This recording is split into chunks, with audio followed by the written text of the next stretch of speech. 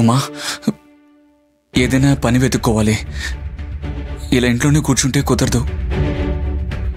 అయ్యగారి వల్ల ఇక్కడ ఎవరు నాకు పనివ్వరు. పొరుగురికి వెళ్ళి ఏదైనా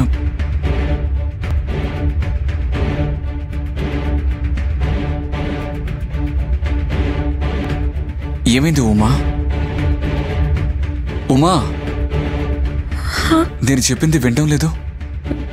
ఏమండి, నిన్న అత్తయ్య గారు సకుని ఆ దుర్మార్గుడికిచ్చి పెళ్లి చేద్దాం అన్నప్పటి నుంచి నా మనసు అల్లకల్లోలంగా ఉందండి.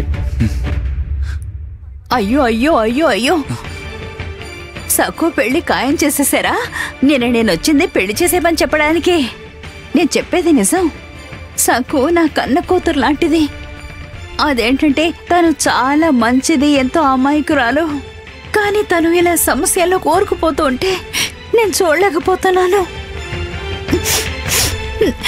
నేను నీకొక సలహా ఇస్తాను ఉమా.